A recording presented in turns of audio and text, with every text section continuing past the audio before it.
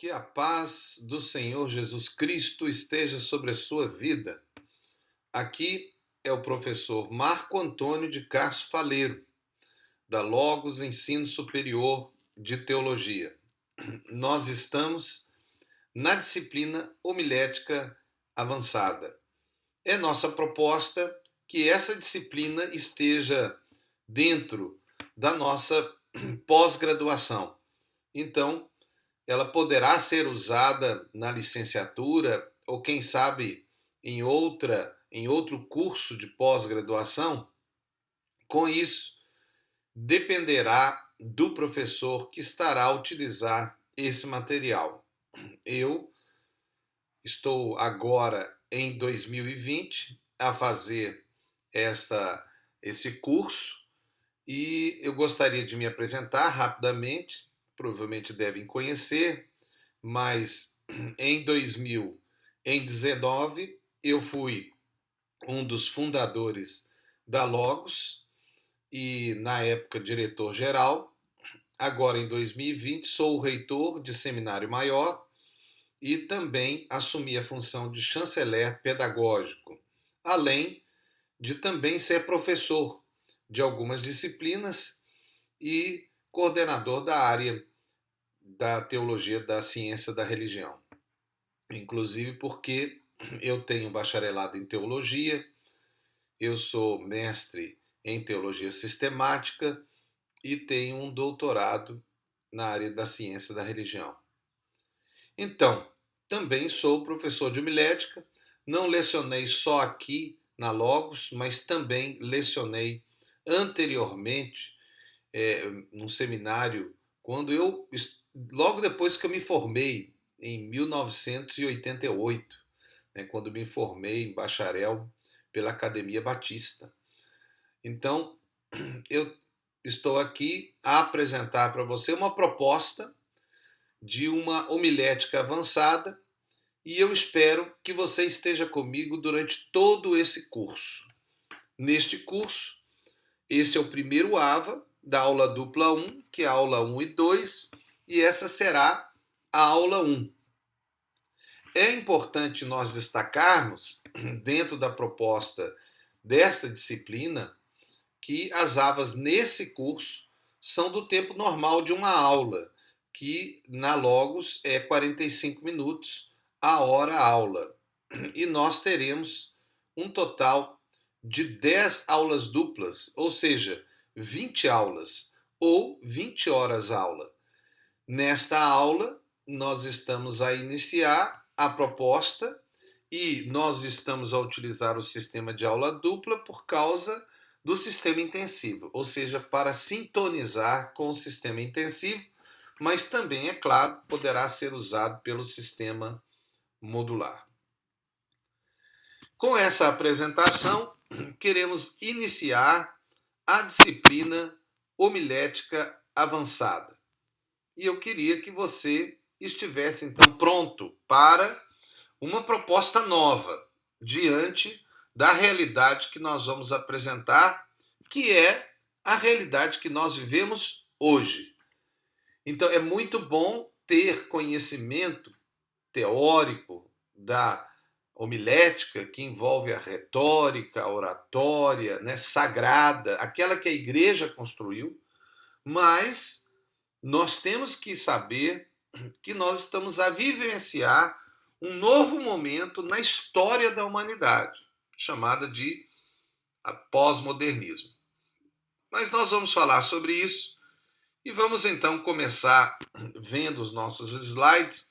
Muitos deles estaremos a ler com você, mas sempre fazendo aqui o meu comentário, porque esse sistema é o sistema de AVA, né, que é a aula em vídeo apresentação. Vamos lá então.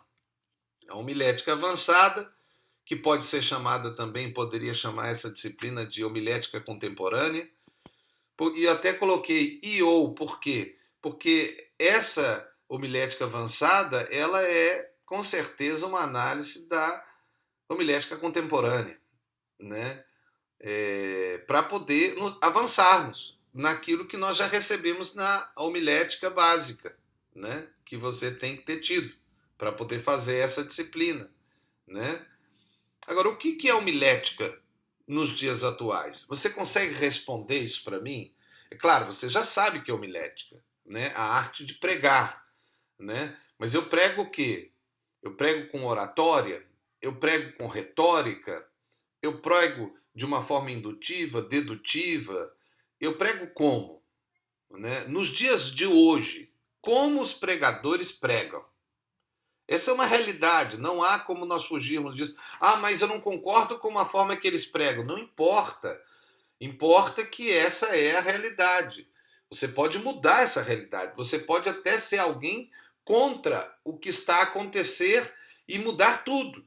E até levantar um grupo e fazer livros e discutir o assunto. Isso é muito proveitoso. Mas existe um fato. O fato é a verificação do que está a acontecer. E nós não podemos viver numa ilusão. Nós estamos num novo momento. Os nossos tópicos de estudo estarão analisando assuntos mais avançados, numa proposta de ampliação da homilética básica. Nessa análise, consideramos que o estudo e análise da homilética contemporânea, ou atual, né, homilética contemporânea ou atual, né, porque é o que está vivendo agora, é fundamental para não virar um curso somente teórico, que não é a nossa proposta. Por isso você vai ver durante todo esse curso muitas questões, questões que serão até mais retóricas do que dúvidas, né? Vai ser uma pergunta para você pensar, ok? Então vamos lá. Queremos que esse curso seja uma proposta de contextualização da teoria com a prática atual da pregação do Evangelho do nosso Senhor Jesus Cristo. A homilética básica é uma proposta teórica da homilética chamada clássica. Homilética clássica. A homilética clássica é uma proposta principal de todas as academias teológicas hoje no mundo. Então, mesmo que a homilética esteja mudando, e já é perceptível que há uma mudança na proposta homilética hoje no mundo, na igreja, né? É só olhar para a internet que você vai ver isso, os pregadores atuais como pregam, completamente diferente dos pregadores antigos, né? Como a homilética clássica, né? Mas é interessante que as academias ainda só falam da homilética clássica e elas não propõem uma nova realidade, né? Até uma nova metodologia, para alguns até como se fosse heresia trazer uma nova proposta homilética. Mas lembre que heresia é que vai contra a Bíblia, né? Então isso é algo que nós vamos considerar quando estivermos falar. Mas a retórica e oratória, no modelo científico, lógico e aristotélico, né, tem sido a base da homilética sagrada da igreja cristã. Temos agora que avançar e considerar que o mundo mudou. Preste atenção, meu irmão, principalmente você, aluno que está aqui. O mundo mudou. Não há como tentar falar que não mudou. Ele mudou. Ah, mas eu não concordo com a mudança. Isso não é o fato a ser estudado. Se você não concorda com a mudança, você tem o direito de levantar uma bandeira para se retornar a uma proposta anterior, histórica. Alguns até falam, vamos voltar à igreja primitiva. Mas a verdade é que mudou. E a sociedade não é moderna, né? Pós-moderna, ela mudou. E você está pregando o evangelho para quem? Para os anjos? Para a igreja? É claro, você prega para a igreja também. Mas mesmo os membros da igreja estão na sociedade que está mudando. Então as pessoas mudaram. Não há como nós fingirmos que nada mudou. Mudou. E a homilética está mudando. Será que é para melhor? Ou será que é para pior? Pode ser para melhor, pode ser para pior. Mas vamos aqui, nesse curso, fazer uma análise e vamos colocar alguns pressupostos, vamos analisar alguns métodos, vamos pensar em alguma coisa histórica, né, algumas propostas sociológicas, antropológicas, até psicológicas, né, para a gente poder considerar essa realidade.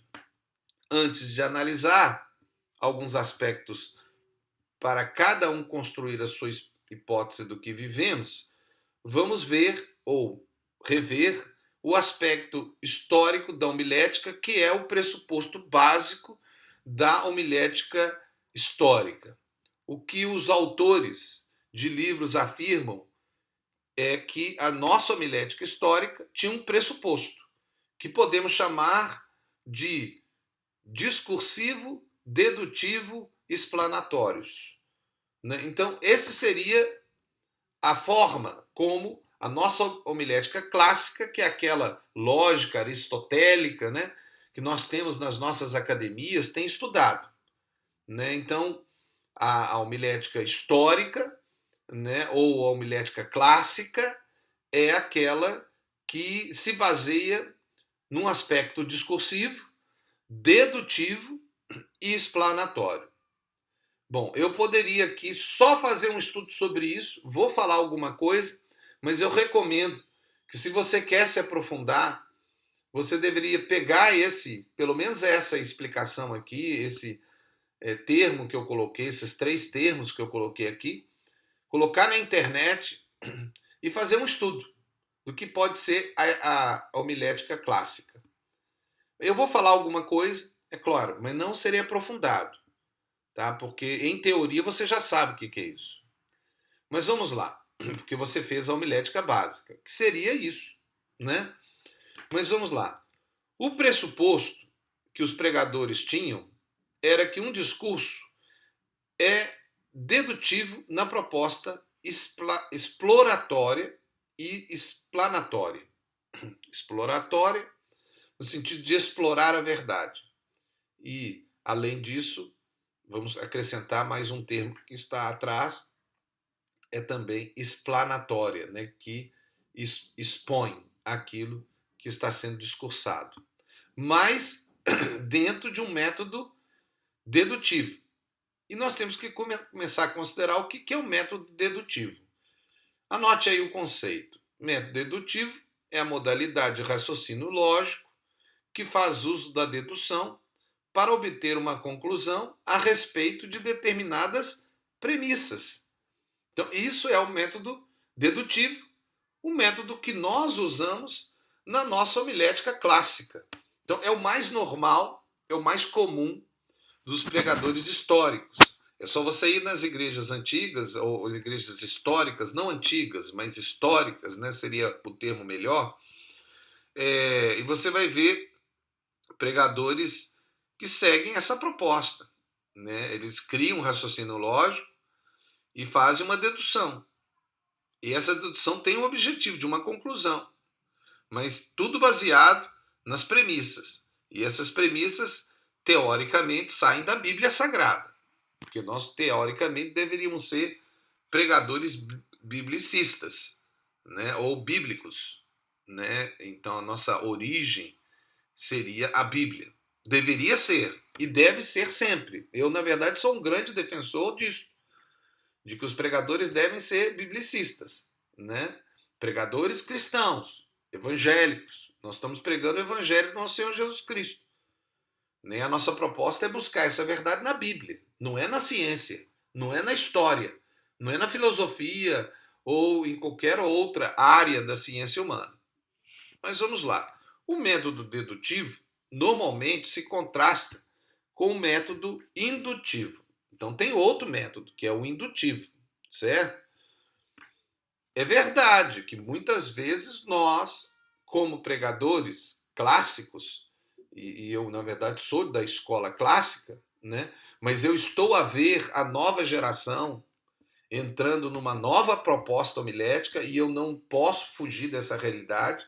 Na verdade, até eu tenho que, de alguma forma, me adaptar a isso, se eu quero continuar a viver no mundo, a não ser que eu quero morrer, porque eu já sou um pouco mais velho, né? Tenho hoje, em 2020, 55 anos, né? E a minha geração já está progredindo, teoricamente, para a reforma, né? Mas eu não pretendo reformar, eu pretendo ir até o tempo que o Senhor permitir.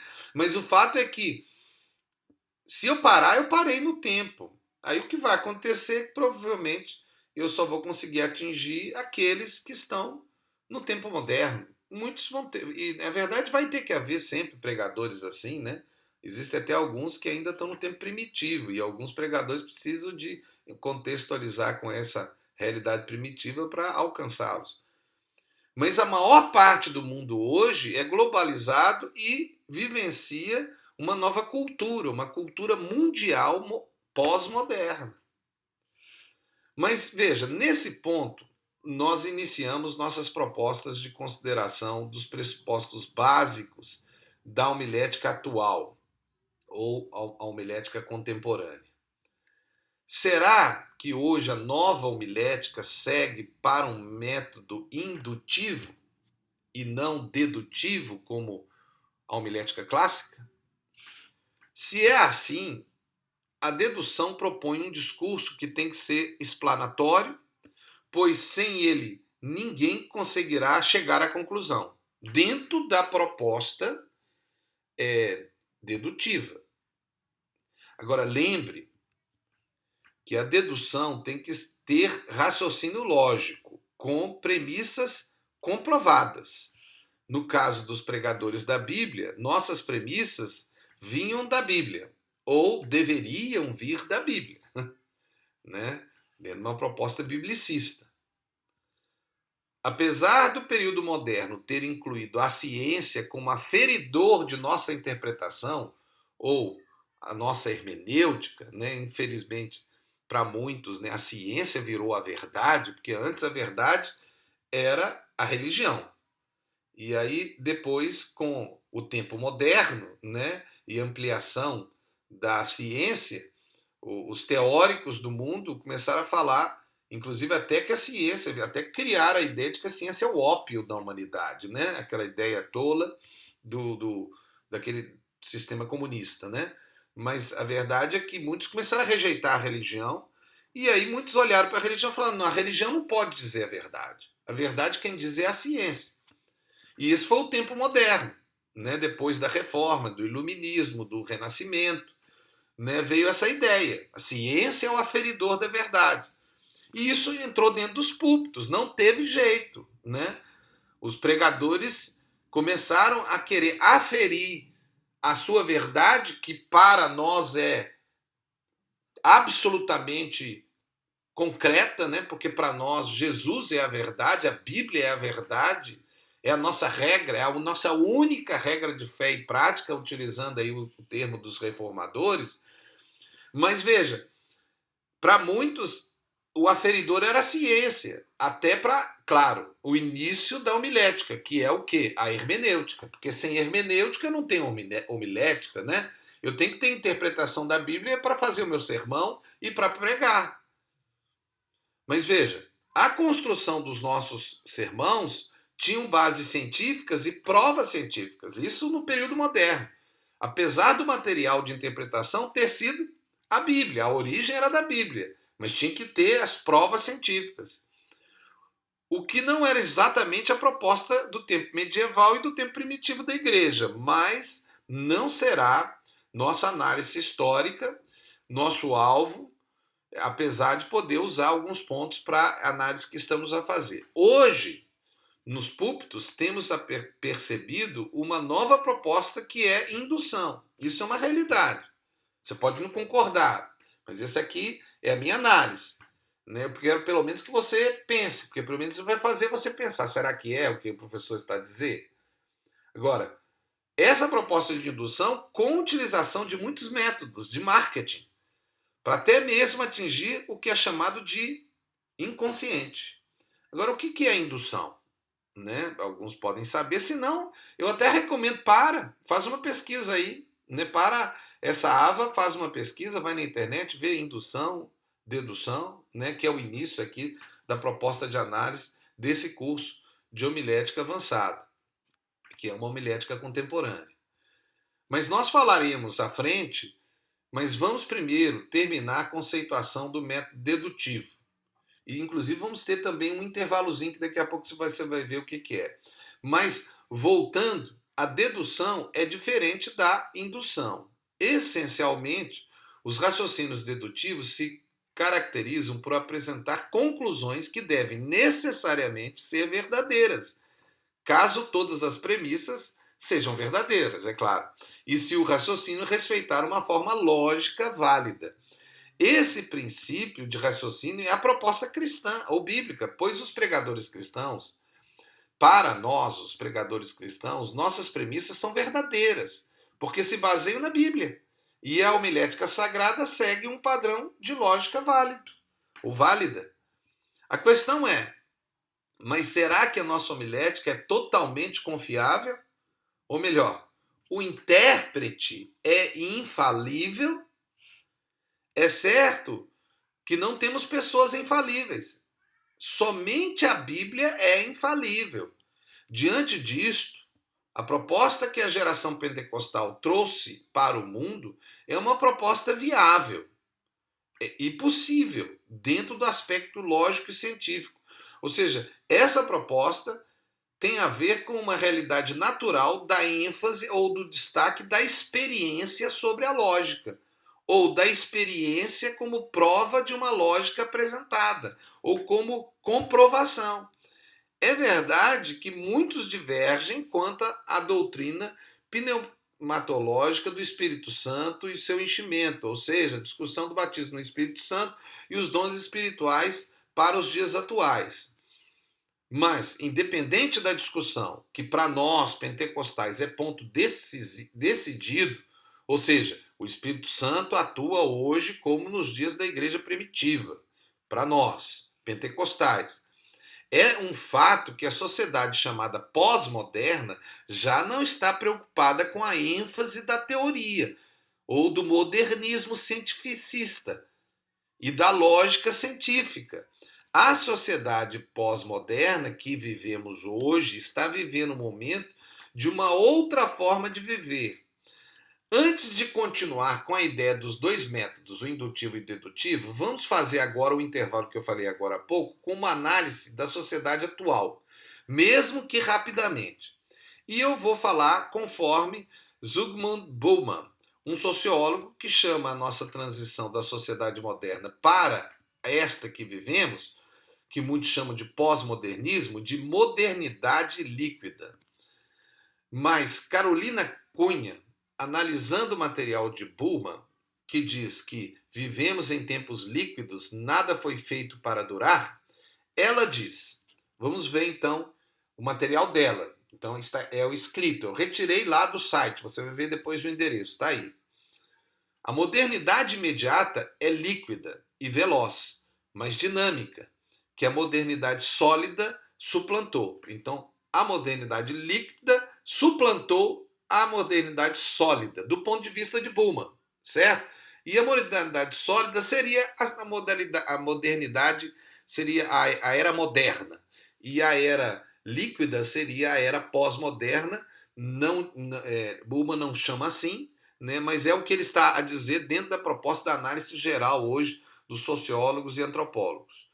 Mas a passagem de uma a outra acarretou profundas mudanças em todos os aspectos da vida humana. A modernidade líquida seria um mundo repleto de sinais confusos, propenso a mudar com rapidez e de forma imprevisível. É o que está acontecendo hoje. Tudo muda rapidamente. Nunca a sociedade humana mudou tão rapidamente como nos dias atuais. Na sociedade contemporânea, emergem o individualismo, a fluidez e a efemeridade das relações. Por exemplo, as redes sociais. Completamente efêmero as relações sociais, com um individualismo profundo, né? Porque uma pessoa pode até terminar uma conversa apenas desligando a internet ou batendo um enter, né? Olha que continua falando essa senhora sobre o que Bauman diz. Vivemos em tempos líquidos, nada foi feito para durar. Essa é uma das frases mais famosas do sociólogo polonês Zygmunt Bauman, falecido em janeiro de 2017, aos 91 anos. Ele deixou uma obra volumosa com mais de 50 livros e é considerado um dos pensadores mais importantes e populares do fim do século XX. O tempo em que vivemos é chamado por muitos pensadores como pós-modernidade. O termo foi popularizado em 1979 pelo pensador francês Jean-François Lyotard, que foi de 1924 a 1998. Para Lyotard, esse é o período em que todas as grandes narrativas, visões de mundo, entram em crise e os indivíduos estão livres para criar tudo novo. Bowman não utiliza o termo pós-modernidade. Ele cunhou o conceito modernidade líquida para definir o tempo presente. Escolheu a metáfora do líquido ou da fluidez como o principal aspecto do estado dessas mudanças, dessa transição da sociedade moderna para pós-moderna. Um líquido sofre constante mudança e não conserva sua forma por muito tempo. As formas de vida contemporânea atuais, segundo o sociólogo polonês, se assemelham pela vulnerabilidade e fluidez, incapazes de manter a mesma identidade por muito tempo, o que reforça um estado temporário e frágil das relações sociais e dos laços humanos. Essas mudanças de perspectivas aconteceram em ritmo intenso e vertiginoso a partir da segunda metade do século XX. Com as tecnologias, o tempo se sobrepõe ao espaço. Podemos nos movimentar sem sair do lugar. É a internet, né? Veja aí as reuniões virtuais, o home office. O tempo líquido permite o instantâneo e o temporário. O texto e análise sobre Bowman merecia sua leitura para ampliar sua visão do que está acontecendo no mundo atual. Está aí, se você quiser, para essa aba, anote, pode entrar aí nesse texto, que é muito mais amplo do que eu falei. Mas vamos continuar. Estamos em tempos de mudança e a nova sociedade mundial globalizada é uma sociedade que muda tudo de forma rápida, como nunca a história da humanidade viu acontecer, como já falei isso. A comunicação é parte fundamental nessa fase de mutação do mundo. E a igreja está dentro do mundo, apesar de não ser do mundo. Temos, então, métodos na comunicação e na nossa homilética que também estão a mudar. O método pode mudar. O que não pode mudar é a mensagem que Jesus ordenou que pregássemos. Mas como pregar? Método, né? Como? Nosso objetivo qual que é? Que as pessoas ouçam e sejam salvas? Ou que a mensagem seja pregada da forma que nós achamos que tem que ser, com o nosso método? Será que um missionário que nem sabe a língua de um povo não alcançado conseguirá fazer uma explanação com uma homilética clássica sem conduzir, sem conhecer a língua do povo que está a evangelizar? Qual que é o objetivo? Seguir as normas rígidas da nossa homilética clássica ou alcançar o perdido e ele ser salvo? Nós estamos então aí a terminar uma proposta de análise, né, que é essa proposta referendada e colocada por mim. Eu queria aproveitar então esses últimos minutos de aula e ainda apresentar a você um pouco mais de material acerca da pós-modernidade. Mas o objetivo principal que eu estou a colocar aqui é que nós vamos continuar a falar acerca da homilética contemporânea. E até a próxima aula, dessa aula dupla, nós vamos entrar um pouco mais sobre outros aspectos que eu vou apresentar a você e principalmente entrando aí ainda no assunto dedução e indução. Mas eu quero aproveitar que nós ainda temos mais alguns minutos para nós terminarmos a abordagem de Bowman. Eu sei que eu falei agora há pouco, você pode ler. E eu vou deixar para você ler, até porque não vai dar tempo de eu colocar tudo que ele falou. Mas eu acho tão interessante nós analisarmos, porque para a continuação do nosso material, nós temos que considerar a realidade de mudança de sociedade, para a contextualização da homilética contemporânea. Ok? Então vamos continuar vendo agora mais alguns poucos slides antes do término e depois você continue vendo na próxima aula o assunto inicial, que é o método dedutivo e o método indutivo, mas considerando o aspecto da mutação da sociedade moderna para pós-moderna. Vamos lá, então? Voltemos então à análise de Bullmann sobre a sociedade moderna líquida, que está nesse texto que eu apresentei para você atrás. E eu vou só fazer mais uma pequena parte de abordagem, tá? Porque o texto é muito maior, a abordagem é muito maior. É claro que o que eu faço aqui é uma montagem, então eu não sigo exatamente como está no texto, mas eu acho muito interessante você ler. O que eu quero agora, nessa parte final dessa aula, que é a nossa primeira aula, nós estamos introduzindo, né, na proposta de uma homilética avançada, considerando, é claro, um aspecto muito prático e atual, com a proposta de que nessa análise de uma homilética avançada nós vamos pensar na homilética contemporânea ou atual, né? Mas daqui para frente eu quero falar um pouco mais sobre um aspecto da psicologia, especificamente que Bullmann, no seu artigo, trouxe, nessa análise da nossa sociedade chamada pós-moderna. Em seu primeiro livro, isso aqui eu já estou tirando do texto, né? Continuando aqui, eu vou continuar aqui seguindo o texto com você, mas como eu disse, é bom você ler todo ele, tá? Mas em seu primeiro livro, Mal-Estar da Pós-Modernidade, de Bullmann, ele parodia Sigmund Freud, né? Que é uma pessoa da área da psicologia muito conhecida, né? Viveu de 1856 a 1939. Não cabe a mim aqui tratar sobre Freud, é só citando que Bullmann falou de Freud, que foi o autor do O Mal-Estar da Civilização. Então, Bullmann, parodiando Freud, ele diz que a tese freudiana é de que, na Idade Moderna, que é a idade que ele vivenciava, e na verdade ele estava já chegando no final, a vida dele foi no final daquele tempo chamado modernidade, né? Então a tese de Freud é que na Idade Moderna os seres humanos trocaram a liberdade por segurança. Então isso é o que ele verifica, e ele vivenciou esse período, né? Muitos dos que estão agora a me ouvir já até nasceram no período da pós-modernidade. Eles nem viveram no período moderno. Já vivenciam essa nova sociedade. Muitos de vocês que podem estar a me ouvir, né? Porque nasceram depois de 2001. Isso pode estar acontecendo com alguns de vocês, apesar de que seria muito novo, nós estamos em 2020, né? Mas pode acontecer.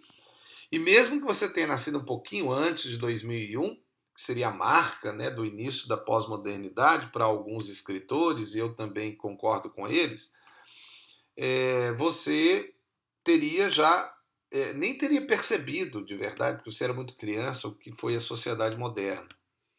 Mas vamos lá, o excesso de ordem, conforme Bullmann, o excesso de ordem, repressão e regularização do prazer gerou um mal-estar, um sentimento de culpa. Ele parodiando aí Freud, né? Para Bullmann, a modernidade sólida tinha um aspecto medonho, a sociedade que era a modernidade anterior, né? Tinha um aspecto medonho, o espectro das botas dos soldados esmagando as faces humanas, pela estabilidade do Estado, da família, do emprego e de outras instituições. Aceitava-se um determinado grau de autoritarismo, o que nós não vemos hoje. Quer dizer, tem autoritarismo hoje no mundo, tem ditadura hoje no mundo, mas a sociedade não aceita mais isso, pelo menos de forma globalizada, né, geral.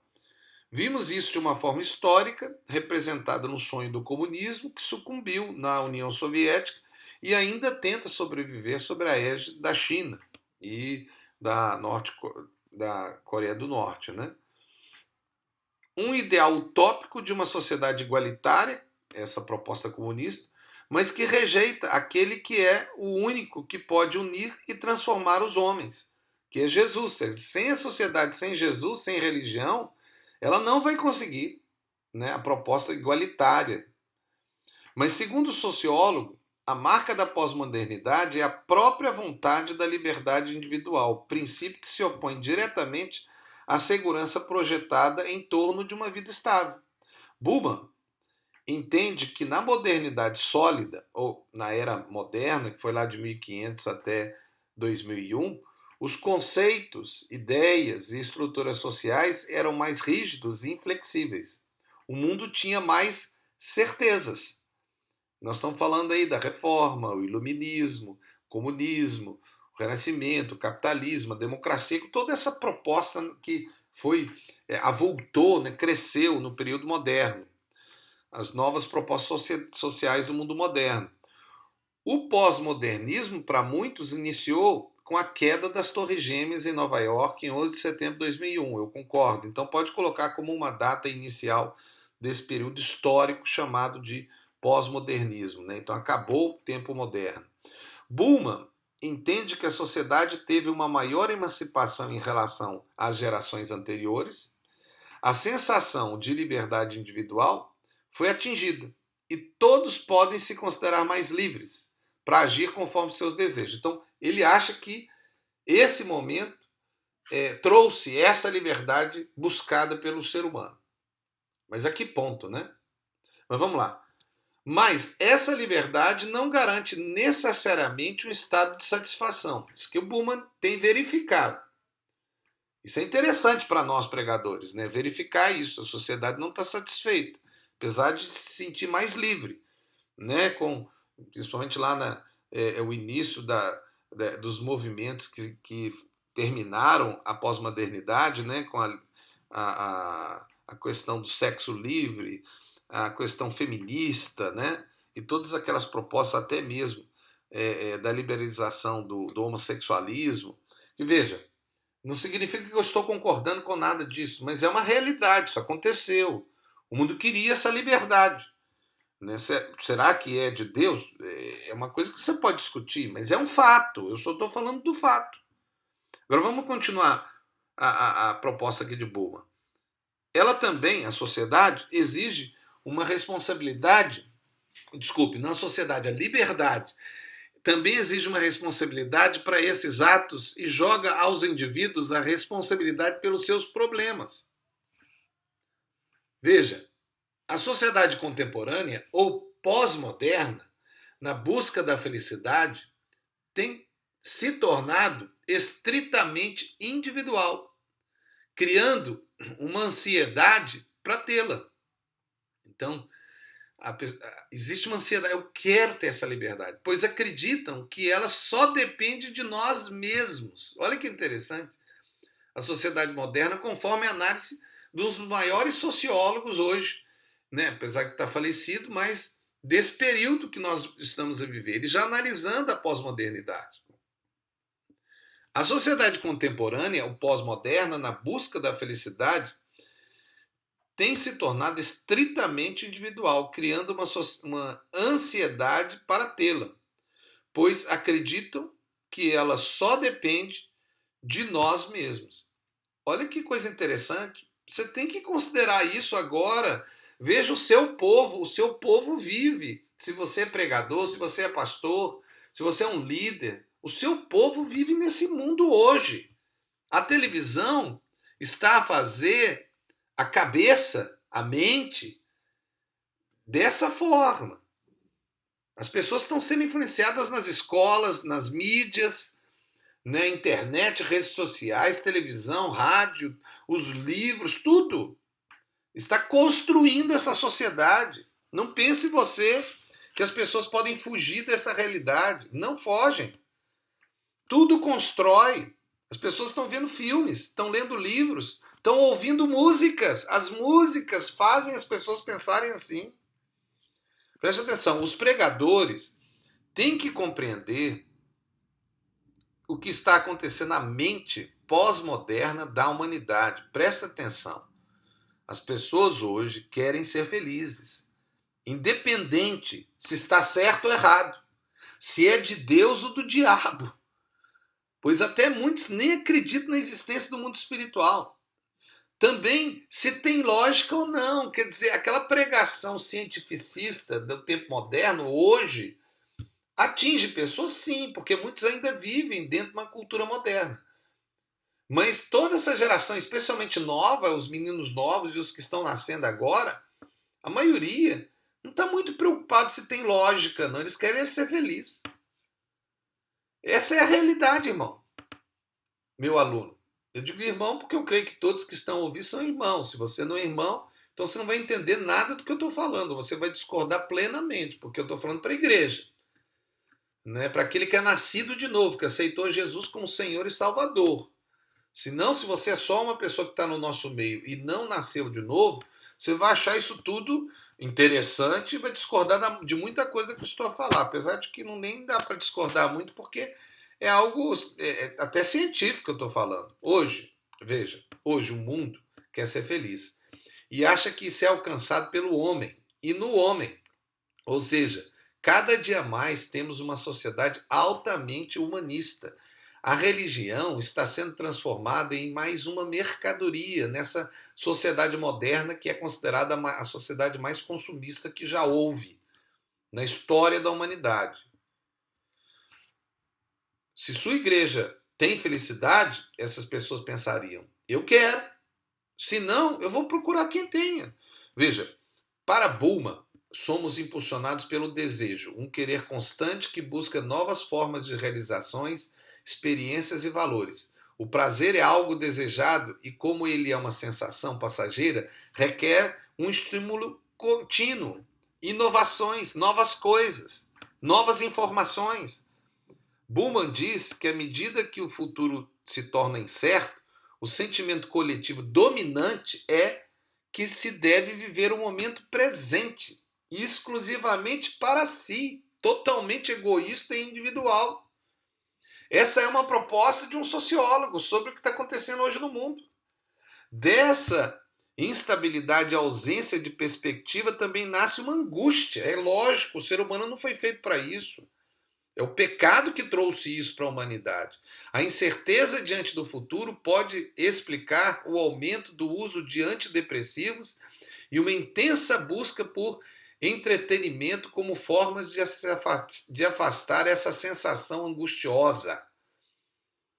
Perceba a oportunidade que nós, como pregadores, temos de trazer a resposta para um mundo do que a Bíblia fala, lembra?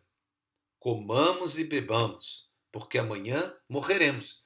Aí você vai dizer, mas ele vai morrer, vai para o inferno e não tem medo disso? Não, não tem, não está nem um pouco preocupado. A maioria hoje no mundo não está preocupado se vai para o inferno, não, porque a maioria acha que morreu, acabou. Ou melhor assim, também depois que morrer eu descubro. Eu quero viver o agora. Isso é o que está acontecendo, as pessoas estão vivendo em cima de mundos virtuais, com os aplicativos, com os jogos eletrônicos. As pessoas até têm avatares, né, vivenciando, até o ensino da academia já está criando a próxima geração de ensino à distância com avatares, em que o aluno vai estar numa sala de aula com um avatar dele. Veja, eu espero que essa ampliação psicológica tenha ajudado na compreensão da realidade pós-moderna. Eu espero que você entenda que essa proposta desse curso de homilética avançada envolve em analisar o contexto e em repensar a nossa homilética. Seja para manter o que é histórico e clássico, seja para reformular e criar uma nova homilética. Mas é um fato que tem que haver uma nova homilética, seja ela reformulada, seja ela outra, seja o que for, mas que seja algo que vai alcançar o perdido e que ele vai entender o que é a mensagem de Jesus Cristo. Porque se ele não entender, ele não será salvo. E se ele não for salvo, ele vai morrer. Ele vai para onde, irmão? Ele vai para o inferno, é o que a Bíblia diz. E nós, igreja, que somos responsáveis por mostrar a verdade para eles. Então, até a próxima aula, nessa aula dupla 1, terminando a aula 1. Nós estamos, então, na Logos, Ensino Superior de Teologia, e aqui é o professor Marco Faleiro, na disciplina Homilética Avançada. Deus abençoe você, em nome de Jesus. Amém.